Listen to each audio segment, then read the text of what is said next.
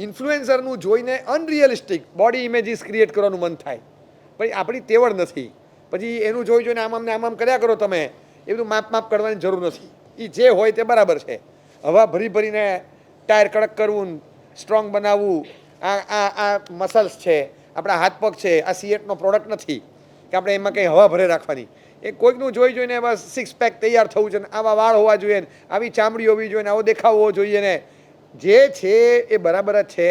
આરોગ્ય સારું રાખવા માટે તમે એને બધું સાચવો, પણ બાકી એની પાછળ પાગલ થઈ જવું ને એના જેવા દેખાવું ને અનરિયલિસ્ટિક બોડી ઇમેજ, પછી જે આપણું તો જેટલું થતું એટલું જ થાય, બધું તો ના જ થઈ શકે કંઈ, પણ તો પણ પ્રયત્ન લગભગ આ દિશામાં ચાલે, બધો એ દિશામાં ચાલશે જ. ઘણા બધા લોકો એમને એક સમય હતો, મને હજી યાદ છે કે એક સમય હતો કે ક્લીન શેવનો જમાનો. ક્લીન શેવ એટલે એક આટલો કાંટો ઉગે ને એમ લાગે ના, સવારે ક્યાંય ગયા હોય ને સાંજે રિસેપ્શનમાં જવાનું હોય, સાંજે પાછી દાઢી કરે, ના સારું નથી લાગતું. પછી એક જમાનો આવ્યો કે આમ વ્યવસ્થિત એટલી ફ્રેન્ચ કટ દાઢી રાખવાની, એમ ફ્રેન્ચ કટ દાઢી રાખવાની, આખી રાખે ને આ મહેનત ઓછી પડે, પણ આ આટલી બાકી કાઢી નાખવાની ને આટલી રાખવાની તો બહુ હજામતનું કામ છે. કારણ કે આમ સાઈડમાંથી બધું કાઢવાનું ને આ બધું સહેજે ડેમેજ ન થાય એ જોવાનું. ફ્રાન્સ આખું રહેવું જોઈએ, હા, નહીં તો આખો થોડો ભાગ જતો રહે તો ફ્રેન્ચ કટ ના કહેવાય. એટલે પછી બહુ સાચવવું પડે. એટલે આ બધું ક્યાંકથી આવ્યું. પછી એકદમ એવું આવ્યું કે ના એકદમ રફ લુક, રફ એમ આડે ધડ વાળ ઓળેલા હોય, આમ એવું આમ તમને જીથરા જ લાગે, જીથરા. હા, એ ટ્રેન્ડ આવ્યો. તો એ ટ્રેન્ડ ચાલ્યો. માણસ પૈસા વધારે આપી કાણાવાળા ફાટેલા કપડાં પહેરે, આમ બધું જોયા પછી લાગે આ કઈ જાતનો ટ્રેન્ડ, અમે એના વધારે વી પે ફોર ઇટ. કેમ કે સારું લાગે, સારું કઈ રીતે લાગે અમને હજી જ નથી ખબર પડતી. પણ ફાટેલા કપડાં પહેરે છે, બાપા નથી કમાતા, આપણે પહેલાં પૂછતા. હવે એવું થઈ ગયું કે બાપા બહુ કમાય છે, આમાં ફાટેલા પહેરે છે. ટ્રેન્ડ ફર્યો એટલે ધીમે નાના હતા ને ત્યારે અમને ખબર, 5th 6th સ્ટાન્ડર્ડ પછી ઉપર જાય એટલે પછી પેલા હાફ પેન્ટ પછી ફૂલ પેન્ટ આવે યુનિફોર્મમાં. ઘરમાં પણ પછી પેટર્ન બદલાય એટલે છોકરાઓને મજા આવે, હવે તો હું ફૂલ પેન્ટ પહેરું છું. નાના હતા ને ત્યારે છોકરાઓને મજા પડતી. 20-30 વર્ષ પહેલાં એવો ટ્રેન્ડ હતો કે નાના થાય એમાંથી મોટા થાય એટલે ફૂલ પેન્ટ પહેરે. હવે નાના થાય મોટા થાય એટલે હાફ પેન્ટ પહેરે. ટ્રેન્ડ ફર્યો, આખો ટ્રેન્ડ જ ફરી ગયો. પહેલાં કોઈ આમ વાહનમાં જતું હોય તો કહો તમે વ્હીકલ લઈ નીકળો તો કે હા, હવે વ્હીકલમાં લઈ મૂકે, વ્હીકલ પાર્ક કરે પછી દોડાદોડ કરે. કેમ? એ ટ્રેન્ડ છે અમારો. હવે ચાલવું એ ગરીબી છે, પણ વોક પર જવું એ પછી સ્ટાઇલ છે. એ પછી સ્ટાઇલ એટલે વોક પર તો જવાનું. સવારે I go for a walk, આમ એ જે એને સ્ટાઇલ હોય એ ગાડીમાં બેસી અને જોગર્સ ટ્રેક પર જાય, ત્યાં ચાલ કરે. એના પછી કપડાં જુદા, એના પેલા જૂતા જુદા, એનું ઓલું ભરાવાનું હોય અને આખું સિસ્ટમ ભરાવે. એમ એવું બધું આમ પેક કરીને જતો હોય. એમ સુનિતા વિલિયમ છે કે શું છે આ બધું એવું ભરાવ્યું હોય. તું જાય ક્યાં? Hanging garden. મેં ઉપર જવાનું, આટલું બધું તૈયાર થયો, આ જઈને પાછા હમણાં 15 મિનિટમાં. પણ પેકિંગ એવું કર્યું હોય અને એવી રીતે બધા જતા હોય. આશ્ચર્ય લાગે. સ્ટાઇલથી જવાનું, જરાય ખબર ના પડે. હું ગોવાના ટેંકથી તીનબત્તી વાલકેશ્વર જતો હતો. પાછળના હેંગિંગ ગાર્ડન રોડથી જવાય, શોર્ટકટ છે. સવારે ગયો, એટલા 2-3 દિવસ જવાનું હતું અને વ્યાખ્યાન આપીને પાછા આવવાનું હતું. જઈને આવતી વખતે તો ટ્રાફિક, જતી વખતે હું રોજ જોઉં એટલા બધા લોકો મને મળે સવારના પોરમાં, આમ દોડતા જ હોય સવારે.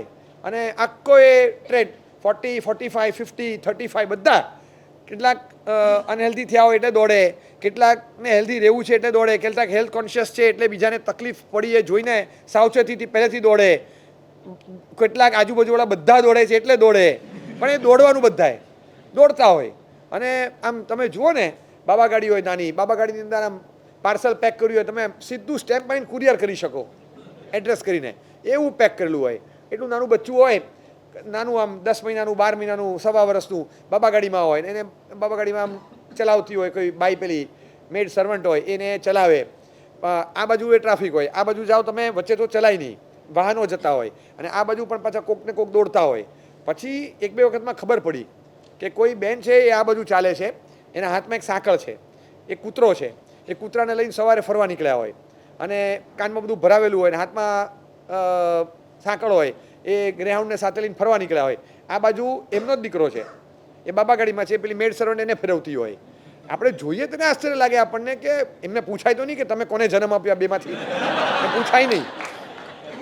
આ કઈ રીતે આવ્યું?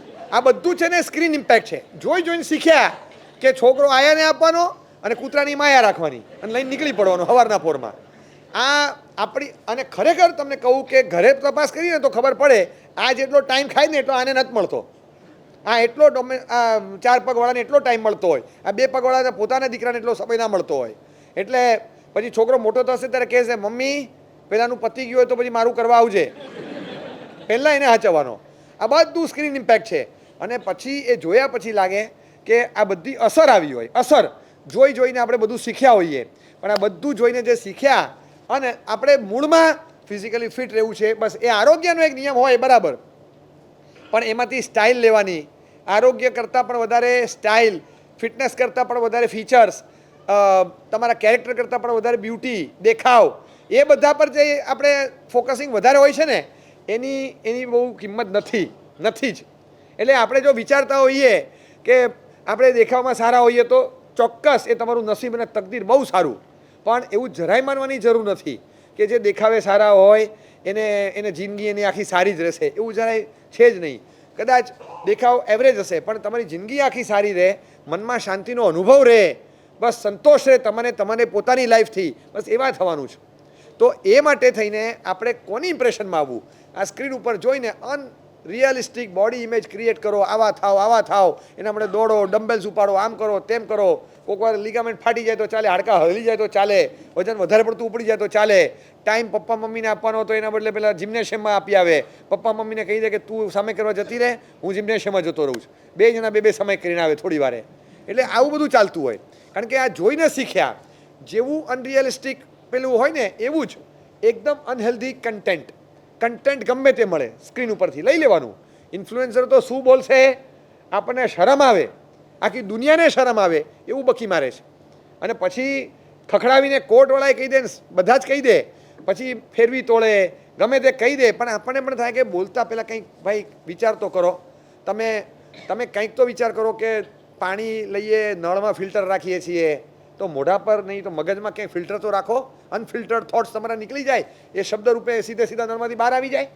પાણી ગમે તેનો ન ચાલે, વાણી ગમે તેવી તમે પ્રકાશિત કરો, ગમે તેવા શબ્દ બોલી નાખો, અને પછી જે કન્ટેન્ટ પીરસાય, આમ જોનારા કેટલા બધા તમારા આશિક હોય છે, અને એ લોકોને પહેલી વખત અચાનક આમ ધરતી હલી જાય, અરર શરમજનક સ્થિતિનો અનુભવ થાય. આ માણસ શું બોલે છે? આવા વિચારો છે આ માણસના. માણસ પ્રત્યે એકદમ અરુચિ થઈ જાય, સાંભળતા ક્ષોભનો અનુભવ થઈ જાય. બધાની વચ્ચે બેઠા હોય તેમ થાય કે બધાની વચ્ચેથી ભાગી જઈએ હમણાં. આવું બેફામપણું હોય. હવે આ બધાને ઇન્ફ્લુએન્સર કઈ રીતે કહી શકાય? આપણને શરમ આવે કે તમે જો તમારી ઇન્ફ્લુએન્સમાં લોકોને લાવવા માગો છો અને તમારી ઇન્ફ્લુએન્સમાં ભૂલમાંય જો કોઈક આવી ગયું તો દુનિયાના કયા પ્રકારના સમાજના તમે રચયિતા બનશો.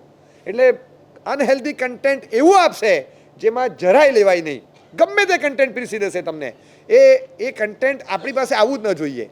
ટિકટોક પર આવતું હોય છે, ઇન્સ્ટા પર આવતું હોય, આ બધા છે ને મુખ્ય પ્લેટફોર્મ છે ઇન્ફ્લુએન્સર્સ માટેના. અને એની પર એ લોકો જે મૂકતા હોય છે એ શું મૂકે છે જોઈને તમારી પર અસર થયા કરે. પછી થાય કે ચલો આપણે પણ આવું એક તૈયાર કરીએ, આપણે પણ આવી એક રીલ બનાવીએ, જવા જ દેવાનું. અને તમે જુઓ આ બધું જોવા પાછળ એટલો શ્રમ, એટલો સમય, અને એનું અનુકરણ કરવાનું, અને એ ન થાય તો અંદરથી આમ પિંચ થયા કરે, અરે નથી થતું, આ બધું થયા કરે. બિલકુલ નહીં. જે કન્ટેન્ટ આવ્યું એ કન્ટેન્ટ ખરેખર મારા માપનું છે, મારા ખપનું છે, મારા માટે કામનું છે. કન્ટેન્ટ જે મળે એ લેવાનું નથી. એ કન્ટેન્ટની અસર તમારા જિંદગી પર શું થશે એ જોવાની છે. 2 શબ્દ ખાલી હોય, એ 2 શબ્દ સારા કોતરાઈ ગયા તો એ શબ્દની અસર હોય છે, અને 2 શબ્દ જો ખોટા ચિતરાઈ ગયા એની પણ એક અસર હોય છે. પણ 2 શબ્દ કયા કોતરાય કયા ચિતરાય એ તો તમારે ચૂઝ કરવાના છે. અનહેલ્ધી કન્ટેન્ટ કોઈક આવી ગયો, વિચાર અનફિલ્ટર્ડ કોઈ થોટ મગજમાં બેસી ગયો, એના આધાર પર કોઈ પણ ખોટું કામ થઈ જશે જિંદગીમાં, ખબર પણ નહીં પડે.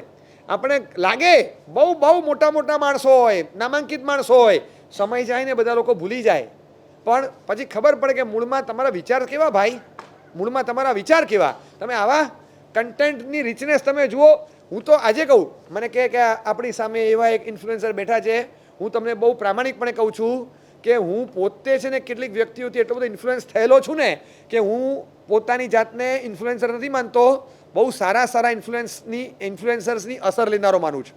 અને અમને એવા નસીબે મળ્યા. હું નાનપણથી મને ઘણા મને કે સાહેબ તમે થાકતા નથી? આ કોમન સવાલ મને 500 જણા પૂછતા હશે.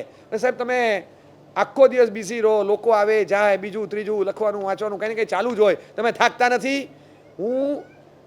અમને દીક્ષા આપી ભુવન ભાનુશ્રીશ્વરજી મહારાજે, લેજેન્ડ આજે હાજર નથી સાહેબ, પણ અમને જ્યારે દીક્ષા આપી અને શરૂઆતમાં 2 વર્ષ હું સાથે લગભગ ઓલમોસ્ટ પોણા 2 વર્ષ સાથે ઘણું કરીને રહ્યા.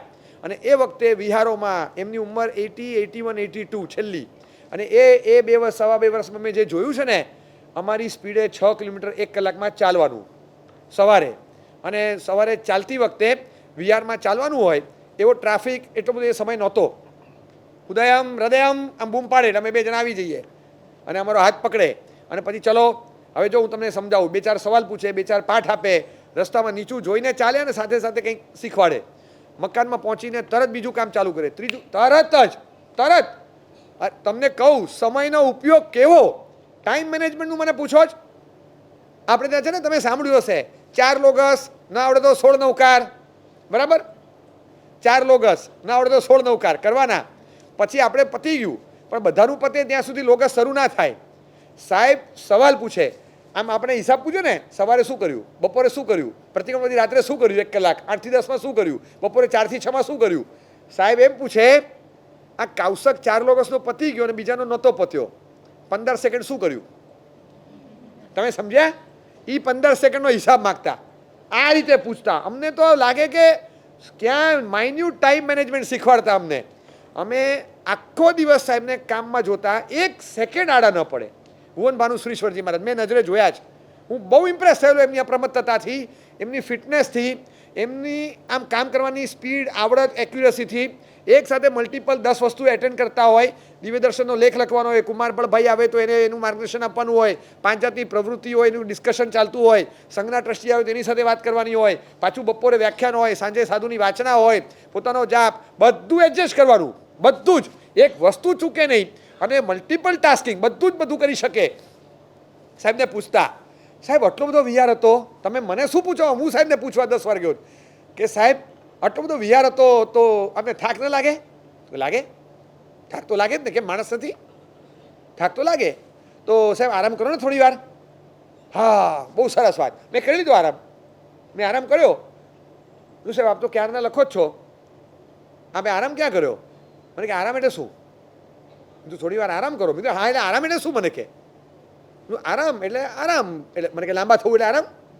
એ આરામ નથી, એ આળસ છે. કામની ફેરબદલી એ આરામ. Change of work is rest. લાંબા થઈ જવું એ આરામ નથી, change of work is rest. બસ. મને કીધું એટલે? મને કે લખતા થાકીએ વાંચવાનું, વાંચતા થાકીએ બોલવાનું, બોલતા થાકીએ તો લખવાનું, લખતા થાકીએ તો જાપ કરવાનો. આપણી પાસે 25 વસ્તુઓ છે. એકના એક કામમાં કન્ટિન્યુઅસ તમે એક્ઝોસ્ટ થઈ જાય એવું બને એટલે નકામાથી બેઠા નહીં રહેવાનું, એ આળસ કહેવાય, એને આરામ ન કહેવાય. Change of work is rest. હું તમને કહું કે કોઈ મોટિવેશનલ સ્પીકર, કોઈ સાયક્રેટિસ્ટ, કોઈ માનસ શાસ્ત્રી પણ છે ને આવો અર્થ લઈ કાઢી શકે કે રેસ્ટની આવી વ્યાખ્યા ક્યાંય ન મળે. Change of work is rest. અને ખરેખર અનુભવીએ ને ત્યારે લાગે. તમે જોજો રસોઈ કરતાં બહેનો થાકે ને, પછી થોડી વાર રસોઈ કરતાં થાકે એટલે પછી તમે બીજું કંઈક ચાલુ કરો, એ એક્ટિવિટી જ છે ને, પણ તમને થાક ઉતરી જાય તમારો. ચલો 10 મિનિટ છાપું વાંચું, એ તો એક પ્રકારની એક્ટિવિટી જ છે ને. તો એ થયું. ચલો બાજુમાં કોકને મળી લઈએ, તો એ પણ એક પ્રકારની એક્ટિવિટી છે. લાંબા થઈ જવું એ તો આળસ છે. Change of work is rest. અને નેસેસરી વર્ક કયું છે એ પહેલાં જોઈ લેવાનું, એકોર્ડિંગલી પ્લાન કરવાનું. એક કામ અટકે નહીં, ક્રમસર કરતા જાઓ, થાક લાગે નહીં, થોડી વારે ચેન્જ મળ્યા કરે અને કામ ચાલ્યા કરે. લાંબા થવાની જરૂર નહીં. એટલે પરફેક્ટ આપણને પકડે જણાવે આ વિચારોથી છે ને આપણે પ્રભાવિત થઈએ કે આ બધા વિચારો બહુ આપણને પ્રભાવિત કરી દે. આમ કેવા સરસ વિચાર, અદ્ભુત વિચાર હોય. પન્યાસ ચંદ્રશેખર વિજયજી મહારાજ તપોવનમાં અમે હતા અને મને હજી યાદ છે સાહેબ, આજે સાહેબ નથી તો તપોવનમાં સાહેબના પગલાં છે. સાહેબની મૂર્તિ કે ફોટો તો તમે મૂકો જ નહીં, કાંઈ બોલવા જ ન દે. એટલે સાહેબે કીધેલું કે અહીંયા ક્યાંય લાવતા નહીં, ક્યાંય આ મારું તપોવન છે, આમાં ક્યાંય મારી મૂર્તિ ફોટો હમણાં મૂકતા નહીં. આ મને પોતાને એમ લાગશે કે આ નકામો માણસ કોણ છે. આ જે માણસ કામ કરતો હોય એને તપોવનમાં રાખવાનો, હાવ નકામો બેઠો રહે ખૂણામાં ગોખલામાં એને કાઢી મૂકવાનો. સાહેબ આવું બોલતા. એટલે કે એટલા બધા કશું જોઈએ જ નહીં. આ બધા વિચારો સાંભળીએ ત્યારે આપણને લાગે કે ક્યાંય પોતાને સેલ્ફલેસ મોટિવથી કામ કરવાનું અને એ જ કામ કરવાનું, બીજું કંઈ જ નહીં. મોટિવેશન આપે એટલું સરસ, કોઈનાથી હું ઇમ્પ્રેસ થઈ જાઉં, એ તો હું પણ નાનો હું તો ઇમ્પ્રેસ થઉં, પણ is it proper for me or not?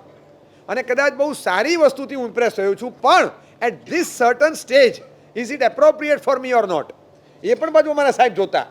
બહુ નાના હતા ને ત્યારે, મારી વાત નથી પણ મને ખ્યાલ, ભુવનભાનુ શ્રી મહારાજ પાસે અમે લોકો બેઠા હતા, કંઈક વાંચના ચાલતી, એક બીજા મહાત્મા આવ્યા, 15 વર્ષની ઉંમર. સાહેબ મારો એક સવાલ છે. સાહેબ કે બોલો. એ મહારાજે સરસ સવાલ પૂછ્યો. સાહેબ આ ચંદ્રશેખર મહારાજ, રત્નસુંદર મહારાજ, હેમરત્ન મહારાજ આટલી મોટી સભામાં વ્યાખ્યાન આપે, એમનો અવાજ એટલો મોટો કઈ રીતે? હવે 12-14 વર્ષના, એટલે આમ અંદરથી ક્યુરિયોસિટી કે બોલે ને આટલા બધાને સંભળાય, આટલા બધા લોકો આવે. અને કોઈ પણ, હું નાનો હોઉં તો મને પણ થાય કે અપના પીને એક દિન આયેગા, આવું થાય થઈ શકે છે. એ એક પ્રકારનો વૈભવ છે ને, એટલે એક પ્રકારનું આ બધું બહારનો દરજ્જો મને પણ લેવાનું કદાચ મન થઈ જાય. એ ખાલી પૂછ્યું. સાહેબે આમ જોયું, શું સમજો નહીં? સાહેબ આ રત્નસુંદર મહારાજ, હેમરત્ન મહારાજ, ચંદ્રશેખર મહારાજ આટલું મોટેથી વ્યાખ્યાન આપે, એમનો અવાજ આટલો મોટો કઈ રીતે નીકળે?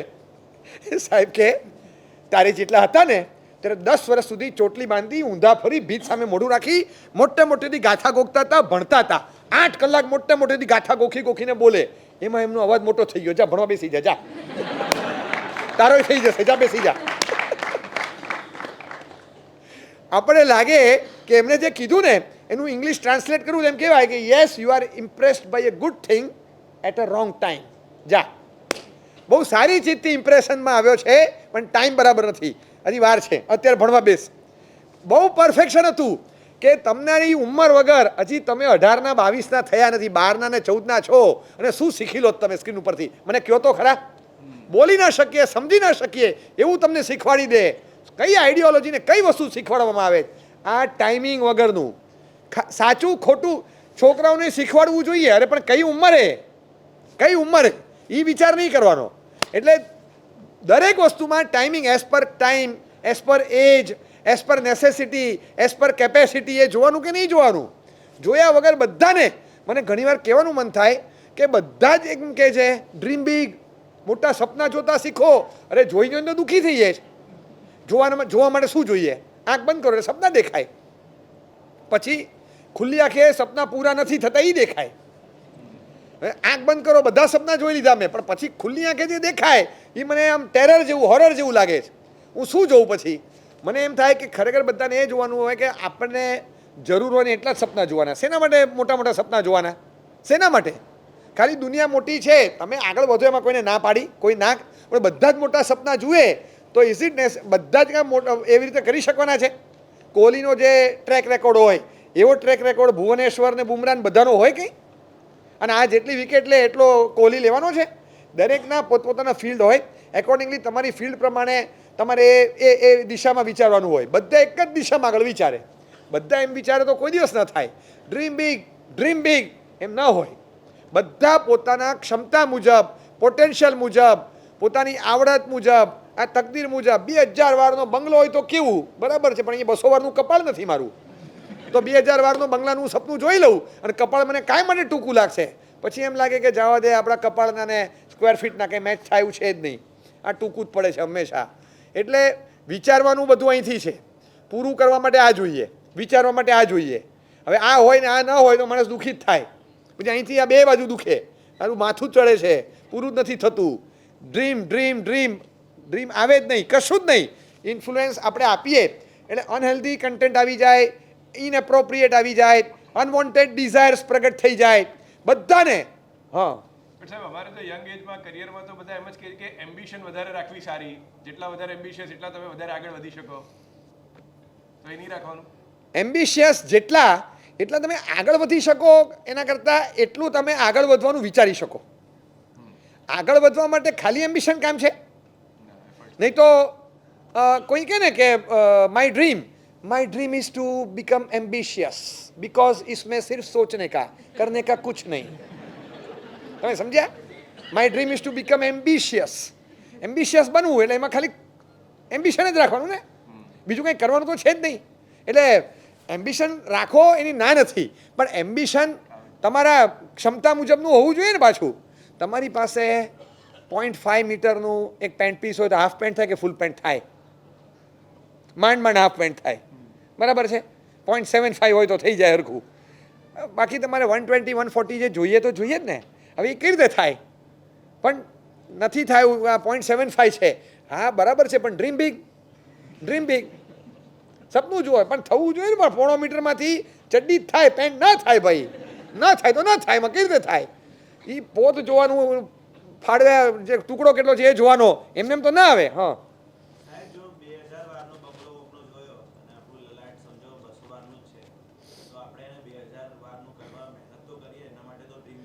અરે લલાટ લલાટને તમે 2000 વારનું કરવા પ્રયત્ન કરો એનો વાંધો નહીં. બંગલો 2000 વારનો કરવા પ્રયત્ન ન કરો. હા, એની વાત છે. લલાટ મોટું કરવાનો પ્રયત્ન તો ક્યાં પાડીએ છીએ, એમાં કોઈ વાંધો નથી. પણ આપણે ખાલી માત્ર એમ વિચારીએ કે મારો બંગલો જ મોટો થઈ જાય, આ મોટું થાય ને, પુણ્યની વૃદ્ધિ થશે, સારું કામ થશે તો આપોઆપ આવશે. આ તો છે ને બધી ઇફેક્ટ છે. આ ઇફેક્ટ છે, આ પરચેસ કરેલો પ્રોડક્ટ નથી. આ અહીંથી આવે છે, પણ આને વધારવાની કોશિશ આપણે કરશું એ આપોઆપ વધશે. પણ આપણે બધા જ લોકો એમ વિચારીએ કે મારે પણ આવું હોવું જોઈએ, મને પણ આમ જ હોવું જોઈએ. બધા માટે એ પોટેન્શિયલ શક્ય નથી. દરેક બાબત, એક પણ માણસ એવો નથી કે જે માણસને કોઈ ડ્રોબેક ન હોય. કોઈક બાબતમાં પોતાની કરતાં 4 ચાસણી ચડે એવા સામે બેઠા હોય અને એમ લાગે કે આની સામે આપણે હાવ કંગાળ છીએ. બધાને એવા કોઈક બાપ સવાયા તો મળે જ કે જેની સામે છે ને પોતાની જાત કંગાળ લાગે. તમને એપ્રોપ્રિએટ જોતા આવડે. તમારી પાસે પૈસા ઓછા હોય, એની પાસે પૈસા છે, એવા પૈસા છે, તમને લાગે કે આની સામે આપણે કાંઈ નથી, સાવ કચરો છીએ. જમવા બેસો ત્યારે તમે 8 રોટલી ખાઈ જાઓ અને પછી તમે કહો કે તમારે વધે છે તો આપી દો. એને 2 લીધી હતી, એમાં 1 વધી, એ તમે લઈ લીધી 9મી, અને પાછા હાથે ઊભા થયા. એને 2 ઓડકાર આવ્યા, તમને એકે ના આવ્યો. પછી આમ એને આશ્ચર્ય થાય કે 8 રોટલી ખાઈ ગયો, મારે 2 રોટલી નથી ખાવાથી. કેવો સુખી માણસ છે. હવે તમારી એપિટાઇટ, તમારી ફિટનેસ, તમારી ભૂખ, આ જોઈને ક્ષમતા પચાવવાની, ડાયજેશન પાવર, આ બધું જોયા પછી એને એમ લાગે છે કે ખરેખર તમારા જેવા સુખી કોઈ નહીં. સવારે ડાયટ ખાખરા ખાતા હતા, અત્યારે આ લીધું, અને તમને જોયા એમાં એને ખબર પડી કે આ સુખી માણસ છે. એના પૈસા જોયા, તમને લાગ્યું તમે સુખી માણસ છો. દરેકની પરિભાષા જુદી છે ને. એટલે હંમેશા સુખ કોને કહેવાય? સુખ કોને કહેવાય? આ જ છે જે મારી પાસે નથી એ. હા, when it is cold I want hot, when it is hot I want cold, when it is cold I want hot, always wanting what is not. બસ આ મારી સુખની વ્યાખ્યા. મારે જે નથી એ જ મારે જોઈએ, એ જ લાવવાનું. એટલે તમે મોટી મોટી કલ્પનાઓ કર્યા કરો તો એનાથી તમને એમ ચોક્કસ મનમાં થશે કે આ લાવવું, પેલું લાવવું, પણ અનરિયલિસ્ટિક નહીં, અનહેલ્ધી કન્ટેન્ટ નહીં લેવાનું, અનવોન્ટેડ ડિઝાયર્સમાં ખોટા ખેંચાવાનું નહીં, એવી રીતે ઢસડાવાનું પણ નહીં. હા, એવા ખોટા વિચારોમાં તમે જણાઈ જાઓ એમાં નહીં. પછી એકદમ તમને લાગે કે જે ડિઝાયર્સ કે જે ઈચ્છાઓ લાવવા જેવી નહોતી એ અનકન્ટ્રોલ્ડ ડિઝાયર્સ, એમાં તણાવવાનું પણ નહીં. આ બધું આમાંથી ઊભું થાય છે. આમાંથી ઊભું થાય. તમે કંઈ નથી કરતા, તમે ખાલી એન્ટરટેનમેન્ટના ભાગરૂપે આઈપીએલની મેચ જોવા બેઠા. અને તમને કહું, તમે આઈપીએલની મેચ જોતા નથી તમે રોહિત શર્મા બનવાના, નથી તમે કોહલી બનવાના, નથી વરુણ બનવાના, પણ તમને થશે કે માય સર્કલમાં જતો રહું. અને પછી તમે હું ચાલુ કરી દીધું ખબર નહીં.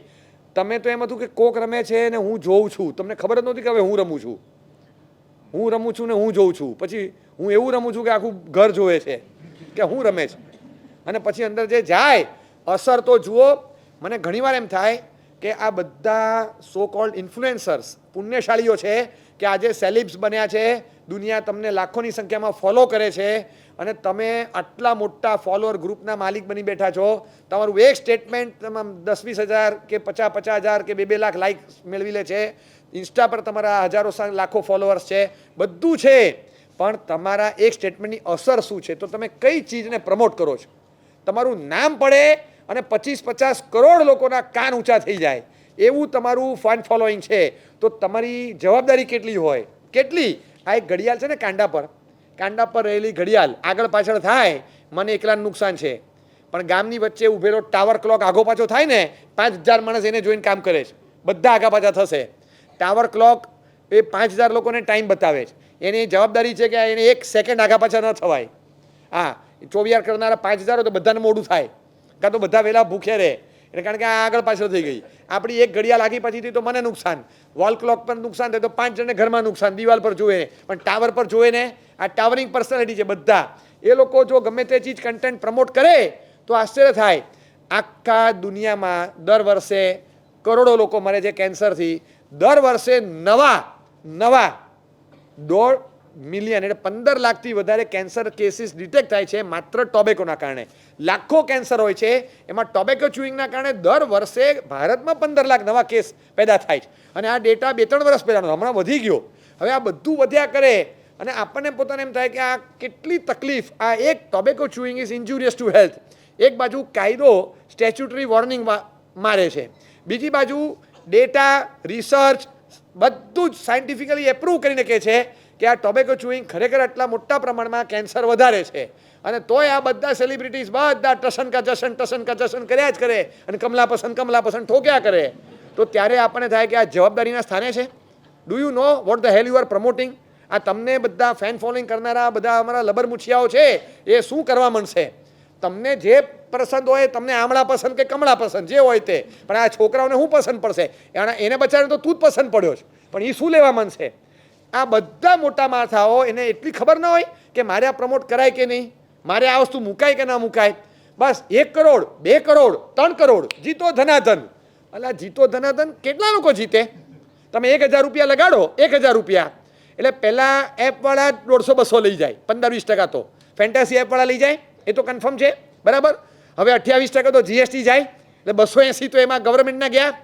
જે જીતે એમાં 30% TDS કપાય, 300 પાછા ગવર્મેન્ટમાં ગયા. અને જો જીતો તો તમને બહુ મળે, બરાબર છે.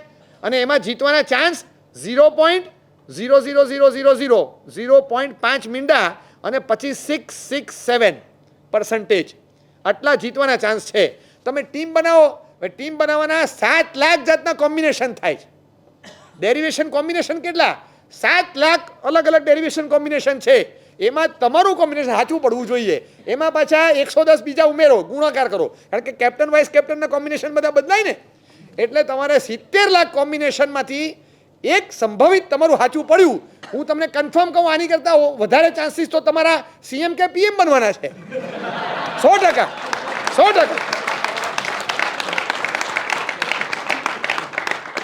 આમાં તમે તમારી ટીમ બનાવવા જાઓ એટલી વાર તો CM બની જાઓ. તમે ડ્રીમ કરો તો એ જ કરો. CM હું કામ ટીમ બનાવો? ટીમ પછી ત્યાં જઈને શપથવિધિ પછી બનાવજો તમારી.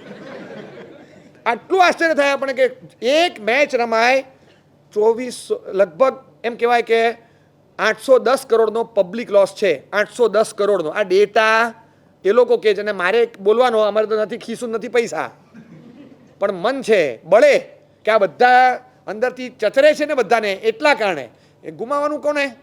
આ કોનું જાય છે? ચિક્કાર 2700 કરોડ રૂપિયાનો સટ્ટો રમવાનો એક મેચ પાછળ. હવે જો 70-75 મેચ હોય એટલે 61,000 કરોડ, 60થી 65,000 કરોડનો સટ્ટો રમવાનો. અને આ સટ્ટાનું સીધું આઉટકમ એ લોકો કહે છે પર મેચ -30%. એટલે પર મેચ 810 કરોડનો પબ્લિક લોસ. પર મેચ 810, પર મેચ 750 કરોડનો રેવન્યુ ગવર્મેન્ટને મળે. કારણ કે TDS અને GS એ તો બધું ગવર્મેન્ટ 58% તો એ જ જાય. ફેન્ટેસી એપડામાં 20% જાય. તમારું તો કંઈ છે જ નહીં, કશું જ મળતું નથી. કેટલા લાખોમાંથી કોઈ એકાદને જીતવાનું મળે અને જાય બધા. 34 કરોડથી વધુ લોકો આમાં સહભાગી થાય છે. હવે એમાં જે એકદમ ટોપ કેડર ન હોય ને, કરોડોપતિઓ, એ તો જાય જ નહીં. એ બધા આમાં પડે જ નહીં. એ કે અમે આમાં પડીએ એની કરતાં આપણી ટીમ ન લઈ લઈએ ફ્રેન્ચાઇઝી આખી, આમાં શું પડવાનું? એટલે એ બધા આમાં ન જતા હોય. જે લોકો સમજુ છે 1% વર્ગ હોય, પણ એ બધા આવવામાં જાય નહીં. જે લોકોની મૂળમાં તેવડ 20 રૂપિયા નાખવાની નથી એ, અને ખબર જ નથી પડતી કે આ શું છે, એવાય છે, એ જાય નહીં.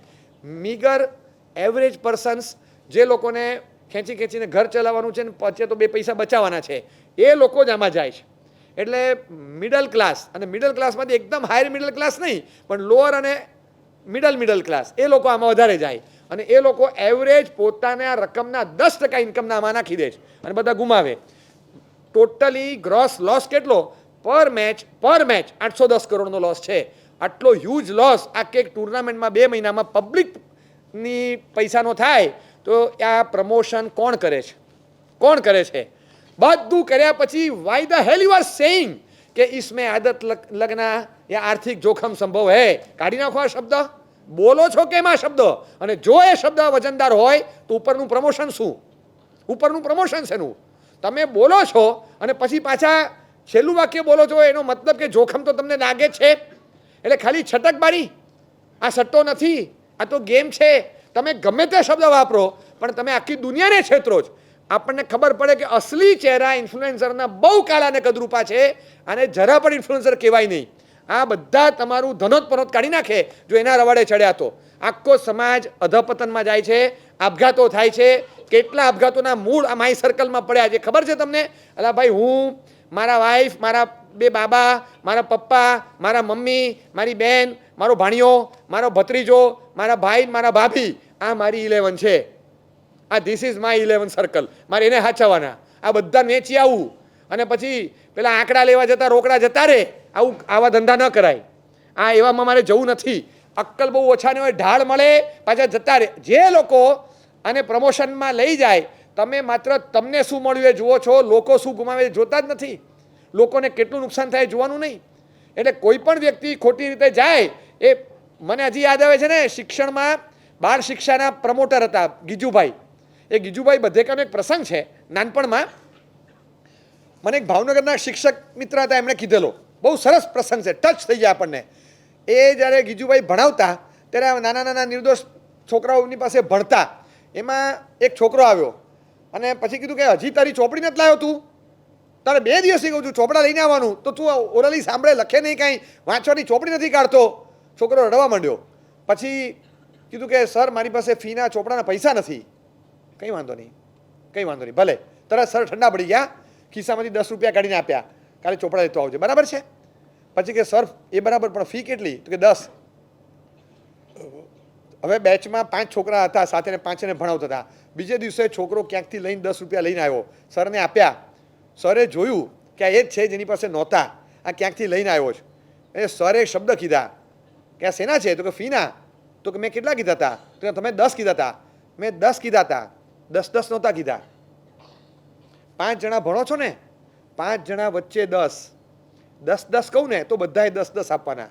મેં 10 કીધા છે એટલે બધાએ 2 આપવાના, બરાબર છે? ખિસ્સા મૂકી દે, પપ્પાને પાછા આપી દેજે અને સાચવીને રાખજે. એમને એમ થયું કે મારે 10 રૂપિયા ન લેવાય. જો છોકરાઓને પરવડતું ના હોય તો મારે આવી રીતે 10 રૂપિયા ન લેવાય.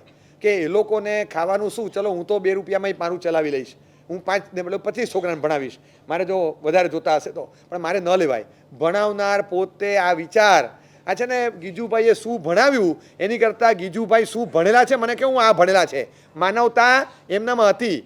આપણે આ જોવા જઈએ બહુ અઘરું છે, બહુ અઘરું છે. માણસને કેન્સર થાય તો ચાલે, માણસ મરી જાય તો ચાલે, માણસને કચડી નાખીએ તો ચાલે, વાહન ગમે એની ઉપરથી ફેરવી દઈએ તો ચાલે. આ હ્યુમેનિટી છે. બિંગ હ્યુમનના ટી-શર્ટ પહેરવા જુદું છે ને હ્યુમન બિંગ હોવું જુદું છે. બેમાં બહુ મોટો ફરક છે ભાઈ. આ માણસો અસલી અર્થમાં એમ કહેવાય કે માનવતાવાદી હતા અને અંદરની એમની બ્રાન્ડ ઇમેજ હતી, અંદરની એમનો આખો હ્યુમન ટચ આખો જુદો હતો. અને આટલા બધા લાગણીશીલ કે બાળકોને ભણાવે પૈસા માટે નહીં, એક કર્તવ્ય સમજીને ભણાવતા. તો આ ઇમ્પ્રેસ એનાથી થવા જેવું છે. આ પબ્લિક ઇમેજ કહેવાય. આપણે કોઈ દિવસ આનાથી આવતા જ નથી. પરફોર્મન્સ આ તે બીજું ત્રીજું. હું તમને કહું, તમને જે ફિલ્ડ હશે ને ફિલ્ડમાં પણ તમને જોવા મળશે. એ ફિલ્ડમાં પણ તમને કોઈ જોવા મળશે કે જે, હું ચોક્કસ કહું છું કે કદાચ પરમાત્માની આજ્ઞાને અનુસારે એમના જીવન ગુણો એ નહીં પણ હોય, પણ એક બહુ પ્રાથમિક કક્ષાએ એટલું કહું કે તમે એને ગુણનો દરજ્જો આપી શકો ને એવું તો સેલિબ્રિટીઝમાં ક્યાંક તમને જોવા મળે. પણ એ જોઈને તમે પાગલ બનો તો વાંધો નહીં. તમે તેંડુલકરને ફોલો કરો ને, મને એમાં વાંધો નથી, પણ તેંડુલકરને સ્ટેટિસ્ટિક્સમાં ન માપો, એના કેરેક્ટરિસ્ટિક્સમાં માપો. કે મને બતાવજો એક વિડીયો, એક ફોટો તમને જોવા મળે કે તેંડુલકર આઉટ થયો અને પિચ ઉપર એને બેટ પછાડ્યું હોય, અને એક બતાડજો થ્રુ આઉટ ધ કરિયર 26 વર્ષ રમ્યો અને હજારો રન બનાવ્યા એકવાર, અને કેટલીય વાર એવું થયું છે કે નર્વસ 90sમાં આઉટ થઈ ગયો હોય. એમના એકદમ આમ પરમ કલ્યાણ મિત્ર હતા પેલા બકનર. હા, એકદમ અંગત કલ્યાણ મિત્ર હતા. એમ સીધા આમ આંગળી ઊંચી જ થઈ જાય, અપીલ ન કરો તો આંગળી ઊંચી થઈ જાય. અને આવી રીતે આઉટ થયા હોય એના ફાળ પડે, એને ફાળ પડે, આખા ગામને ફાળ પડે, પણ કશું જ બોલવાનું નહીં. ક્યારેય બેટ અહીંયા નહીં, ત્યાં જઈને પછાડ્યું ન હોય, ડ્રેસિંગ રૂમમાં જઈને. એ પોતે ચેલેન્જ સાથે કહે છે કે નેવર નેવર. એણે પોતાની બાયોગ્રાફીમાં લખ્યું છે કે I give due respect to my bat as like my father Ramesh Tendulkar, મારા પપ્પા, એને હું જેટલું માન આપું છું એટલું જ બેટને સન્માન આપું છું. કારણ કે જો પિતા છે તો હું છું, એમ બેટ છે તો આ બેટ્સમેનની બોલબાલા છે. આ મારા માટે બાપની તોલે છે, એના કારણે ઓળખાયો છું. ટેકનિકલ લેંગ્વેજમાં સમજાવવું ને તો એક ઉપકરણ છે, ઉપકરણ એના માટે. સમજ્યા તમે? તમારામાંથી કોઈ એટલું કહી શકશે કે મેં પૂજાના રૂમાલનો ઘા નથી કર્યો એકે વાર, મેં બટુઓ ફેંક્યો નથી કોઈ દાડો? નથી. આપણે આવું બોલી શકીએ? બોલો. એણે પોતાનું ઉપકરણ એકવાર પછાડ્યું નથી, એ છાતી ઠોકીને કહી શકે. શીખવું હોય ને તો એ સ્ટેટિસ્ટિક્સમાં ના પકડો, કેરેક્ટરિસ્ટિક્સમાં તેંડુલકરમાંથી પણ તમને શીખવા મળશે. બાકી છે કેવું પડે, જબરજસ્ત છે.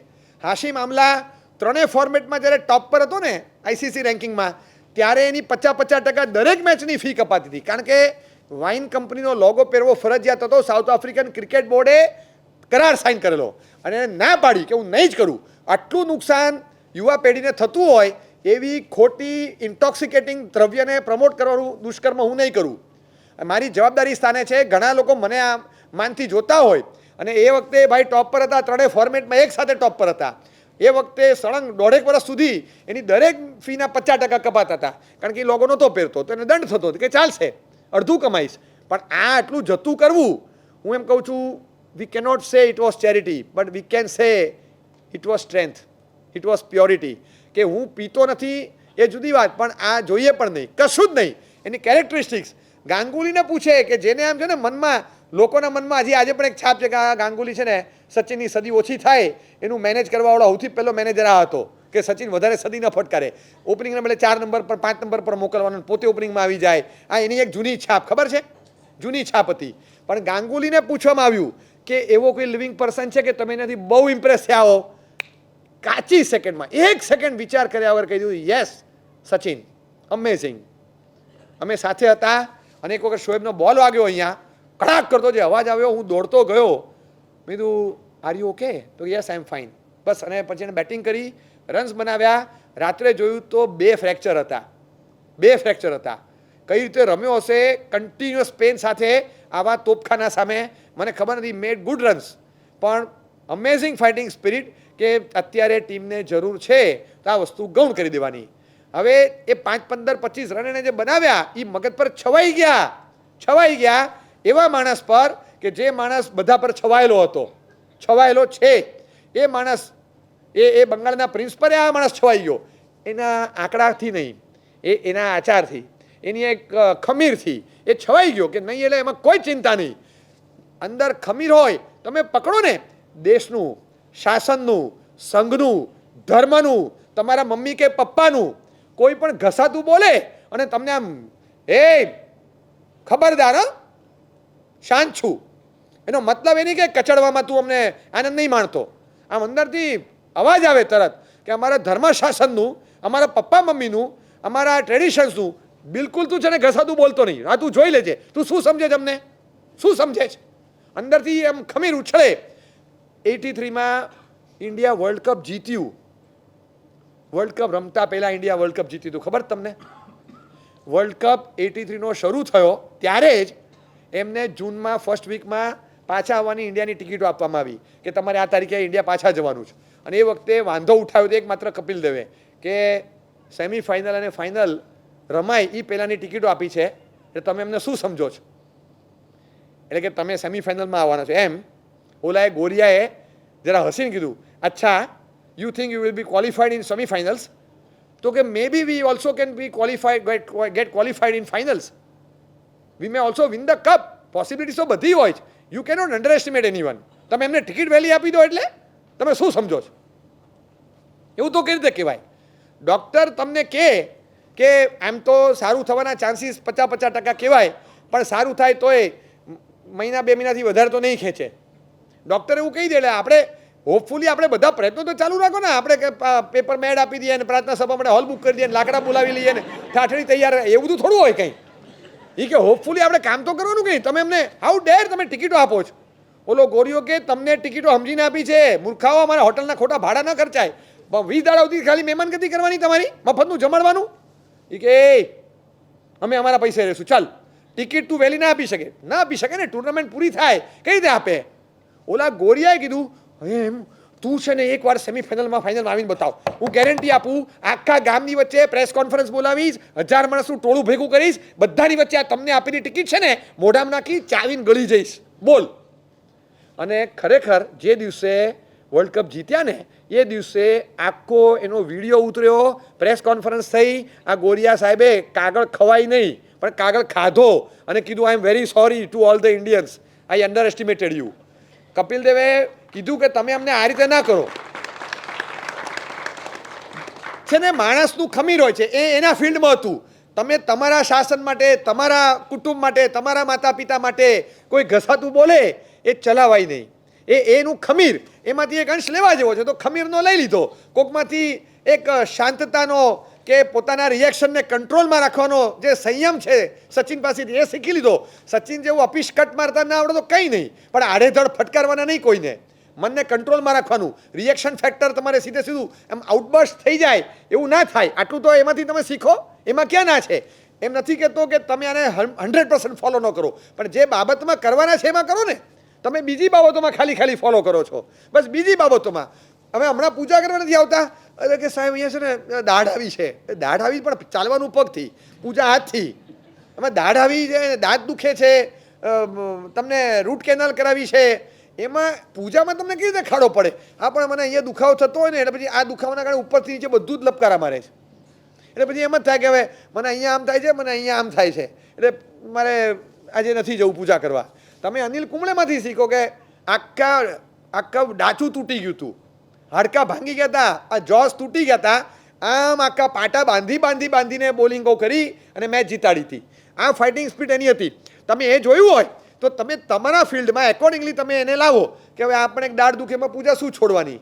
ચલો ને એ દિશામાં એ દિવસ પૂરતો તમે કુંબળેને યાદ કરજો, કરો, પણ ફોલો કરવા માટે ખાલી છે ને એ નખરા જે બતાવે એને કરવાની જરૂર નથી, એ જે તમને બતાવે એમાં જવાની જરૂર નથી, એ તમને ડ્રીમ સર્કલમાં લઈ જાય એમાં જવાની જરૂર નથી. એના જે કંઈ પણ બેઝિક ક્વોલિટીઝ તમને જોવા મળે, જાઓ એમાં જઈ શકો જ તમે, એટલે તમે એમાં 100% કરી શકો. આ જ્યારે કરો ને, આખો એક આર્ટિકલ મેં વાંચેલો, આઈ એમ નોટ શ્યોર, આજની બાબતમાં મને ખબર નથી, પણ કદાચ મને લાગે છે કે બાપ જો જાહેરમાં એના દીકરા માટે બોલે ને તો 100% એને ખાતરી હોય તો જ બાપ એના દીકરા માટે જાહેરમાં કોન્ફિડન્સથી બોલે. લખનાર છે અરવિંદ પૂજારા, ચેતેશ્વર પૂજારાના પપ્પા, આર્ટિકલ લખ્યો છે. એ કે મને ગર્વ છે કે જે ક્વોલિટીઝ મારા દીકરાએ આ ફિલ્ડમાં આવ્યા પછી પણ ટકાવી છે, એ ક્યારે પણ આવી કોઈ પણ ગંદી ચીજો પ્રમોટ નહીં કરે, એ આવી કોઈ ચીજ મોઢામાં નહીં નાખે કે લીકર કે આવી ચીજ લેશે નહીં, એ ડ્રિંક્સને પણ હાથ નહીં લગાડે. કે મને આ બાબતમાં મને આને ગૌરવ છે કે મારો દીકરો આગળ વધ્યો કરતાં પણ એને ક્વોલિટીઝ એને જાળવી રાખી છે. આ પબ્લિકલી કોઈ આર્ટિકલમાં આવું મૂકવું ને ગટ્સ જે કહેવાય. છોકરો કાલે જઈને શું કરશે ખબર નથી, પણ એને આમ અંદરથી વિશ્વાસ કે ના અમારું સંતાન એ ન કરે, એ અંદર ખાને એને પોતાના સંતાન પર આમે વાતાવરણ એટલું ખરાબ હોય તો ભલભલા લપસી ના જાય તો કે ના થાય. આમે ચેતેશ્વરની વિકેટ જલ્દી નહોતી જ લેવાતી, એની વિકેટ પાડવી એટલે બહુ અઘરું કામ હતું. એ તમને સૌથી વધારે થકવી નાખે. રન બનાવે તો આમે મજા આવે, રન બનાવ્યા વગર થકવી નાખે તમને. બેટ્સમેન બદલાય નહીં, બોલરો બધા બદલાયા જ કરે, એટલે એ દિવાલની જેમ ઊભો જ રહી જાય એવો બેટ્સમેન. ક્વોલિટી હતી એની એક કે બધા જેમ કરે છે એમ મારા બેઝિક ક્વોલિટી કરીશ. ચોક્કસ કદાચ એક લેવલથી આગળ નહીં વધ્યો, પણ એની બીજી કેટલી ક્વોલિટી હતી. કેટલા બધા લોકો એવા છે કે જે લોકો આ રીતે રહેતા હશે. રજનીકાંત ખાલી ચશ્મા જ ફેરવે છે, રજનીકાંતની ખાલી ફિલ્મો જ ચાલે છે, રજનીકાંત ખાલી સાઉથનો ભગવાન જ કહેવાય છે. આટલું જ નથી. એણે માત્ર કોઈક એક સ્પેશિયલ પરફોર્મન્સ શાહરૂખના કહેવાથી R1માં કર્યું. મેં આર્ટિકલ વાંચ્યો છે, એને પૈસા પૂછ્યા તો કે હવે તારા કહેવાથી એક આટલો રોલ મેં કર્યો, એમાં શું હવે આમાં શું પૈસા શું લેવાના, તો કે ઠીક છે. એને કાર ગિફ્ટ કરી BMW, કે મહેનતાણા રૂપે બીજું કંઈ લે નહીં, પણ એક સ્પેશિયલ ગેસ્ટ એપિયરન્સ મારા કહેવાથી તે કર્યો છે તો BMW આપીને પાછી મોકલી કે મારી વર્ષો જૂની ગાડી છે, 20 વર્ષ 25 વર્ષ જૂની, એ જ કારમાં હું ફરું છું અને હું એનાથી મોંઘી કાર ફેરવતો નથી. સાવ સાદી કાર હતી એ વખતની, સાવ સિમ્પલ કાર કહેવાય, મોસ્ટ સિમ્પલ, એના કરતાં સસ્તી મળવી મુશ્કેલ કહેવાય એવી કે મને આ જ ફાવે છે, મને એ મોંઘી કારનો શોખ નથી, એને પાછી મોકલી. હું એમ કહું છું કે ચશ્મા ફેરવો નહીં, ચશ્મા લૂસી અને રજનીકાંતને જુઓ કે રજનીકાંત તું મોંઘી કાર નહોતો લેતો, ચલો આપણે એટલું તો કરીએ, રજનીકાંતની જેવું કંઈક તો શીખવું છે ને તો આપણે મોંઘા કપડાં નથી લેવા, બ્રાન્ડેડનું વળગણ નથી રાખવું. લાવો ને આ, હું એમ નથી કહેતો કે આને ક્યાંય ફોલો નહીં કરો, પણ એમનામાંથી જે લેવા જેવું છે હું તમે મને નામ આપો, કૂતરામાંથી એ વફાદારી લેવાનું તમને શીખવાડી દઈશ. દરેકમાંથી કંઈક લેવાનું આવશે, દરેકમાંથી. પણ ક્યાંક તો એવું આવે, ક્યાંક તો એવું આવી શકે કે જેમાં તમે સારું આપી શકો. કંઈ જ નહીં લેવાનું, સારી વસ્તુ હોય, ક્વોલિટી ચીજ હોય એ એમાંથી એડોપ્ટ કરો કે જે દુર્લભ છે, અને એની એ એલિમેન્ટથી તમે ઇમ્પ્રેસ થાઓ અને એને ફોલો કરો તો બરાબર. પણ એને એવી વસ્તુ તમે લઈ આવો કે જે નુકસાનકારી હોય ને એના આધાર પર ચાલે તો શું કરવાનું?